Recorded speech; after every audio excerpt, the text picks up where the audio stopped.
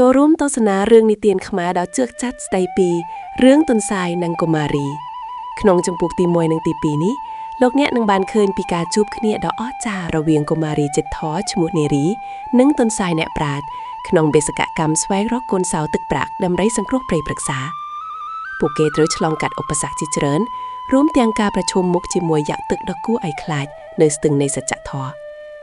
តើទឹកចិត្តស្មោះត្រង់របស់នារីអាចយកឈ្នះរាល់ការសាក់លបងបានដែរឬទេសូមទស្សនាដោយរីករាយជំពូកទី1ការជួបគ្នាដ៏អស្ចារ្យនៅកណ្ដាលព្រៃជ្រៅកាលពីព្រេងងាយនាសម័យកាលមួយដែលមានធម្មជាតិស្រស់បំព្រង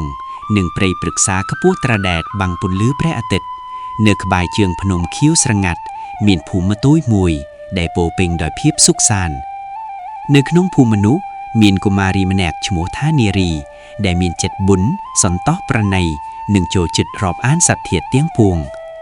ជារៀងរាល់ព្រឹកនារីតែងតែយកកន្ត្រកទួយមួយ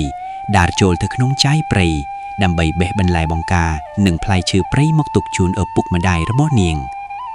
នៅព្រឹកដ៏ស្រស់បំព្រងមួយខណៈពេលដែលសន្សើមមិនទាន់រលាយអស់ពីចុងស្មៅផងនារីបានដើរកាត់តាមដងអូទួយមួយដែលមានទឹកថ្លាយងហាក់ដូចជាកញ្ចក់សម្រាប់ឆ្លោះមុខនាងបានដើរជ្រៅទៅរហូតដល់កន្លែងមួយដែលនាងមិនដែលបានទៅដល់ពីមុនមកនៅទីនោះដើមឈើធំធំដុះត្រដង់ខ្ពស់ឯផ្កាព្រៃចម្រុះពណ៌បានរីកស្កុះស្កាយបញ្ចេញក្លិនក្រអូបភាយពេញបរិយាកាសខណៈដែលនាងកំពុងតែលូកដៃបែកផ្កាព្រៃពណ៌លឿងស្រស់មួយទងស្រាប់តែមានសំឡេងរអឺរទាមមួយបន្លឺឡើងពីក្រោយកំពូតព្រៃថាអូមនុស្សលោកអើយហេតុអ្វីបានជាមកទីនេះតែម្នាក់ឯងមិនខ្លាចសត្វសាហាវស៊ីសត្វជាអាហារទេឬ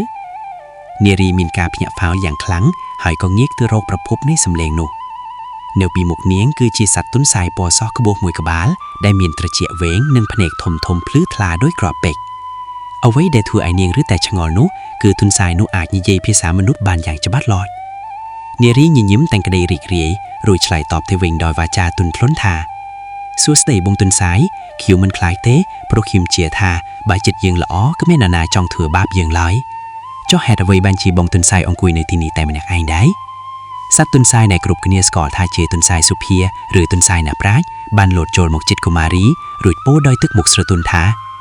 យើងអង្គុយរងចាំអ្នកដែលមានចិត្តស្មោះត្រង់មកជួយដោះស្រាយបញ្ហាមួយនៅក្នុងព្រៃនេះមានអថាកំបាំងដ៏ធំមួយដែលកំពុងរងចាំការបកស្រាយហើយយើងយល់ថាឯងគឺជាមនុស្សដែលស័ក្តិសមបំផុតសម្រាប់កិច្ចការនេះនារីមានអារម្មណ៍រំភើបផងនិងបារម្ភផងនាងសម្លឹងមើលទៅក្នុងភ្នែករបស់ទុនសាយសុភាហើយសួរដោយក្តីងឿងឆ្ងល់ថាតើមានរឿងអ្វីកើតឡើងទៅបងទុនសាយតើក្មេងស្រីតូចម្នាក់ដូចជាខ្ញុំអាចជួយអ្វីបានខ្លះទុនសាយសុភាក៏បាននាំនារីដើរសម្ដៅទៅកាន់រូងភ្នំតូចមួយដែលបិទជិតដោយវលាមាសទុនសាយបានប្រាប់នាងថានៅខាងក្នុងរូងភ្នំនោះមានកូនសោទឹកប្រាក់មួយដែលបានបាត់បង់ទៅជាយូរមកហើយបើគ្មានកូនសោនោះទេព្រៃឈើទាំងមូលនឹងបាត់បង់ភាពបៃតងហើយសត្វទាំងឡាយនឹងគ្មានអាហារស៊ីនៅរដូវប្រាំងខាងមុខ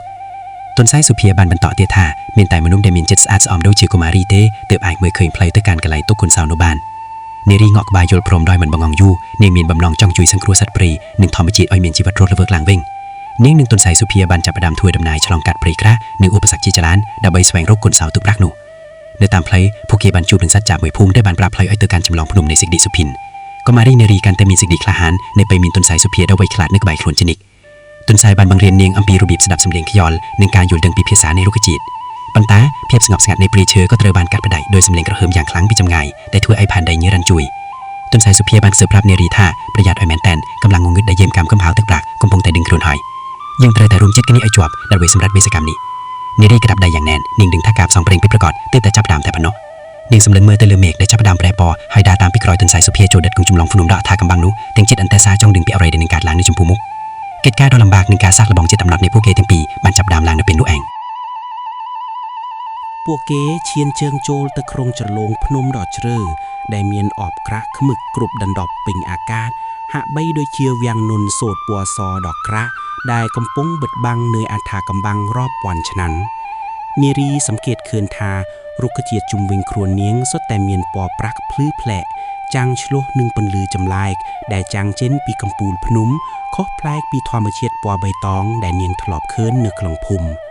ទុនសាយសុភាឈប់សឹងតែភ្លៀងនៅក្បែរមាត់ស្ទឹងមួយដែលមានទឹកពណ៌ខ្មៅងងឹតនិងស្ងប់ស្ងាត់ដូចជាផ្ទៃកញ្ចក់ដ៏ធំនេះគឺជាស្ទឹងនៃសច្ចធម៌ ตุนสายปูลดาวสำเลงทุนไพล่ปีธรรมดาเนี่ยได้มีเจ็ดมันสะอาดซ้อมมันอาจฉลองกัดเบียบานลอยบ้าวปโอนสรีมีเจ็ดสมอตรองปโอนหนึ่งเขินเพลยบรรตายบาปโอนมีเจ็ดโลบล้นสตึงนี่หนึ่งเล็บตระบากปโอนจีมันคานลอย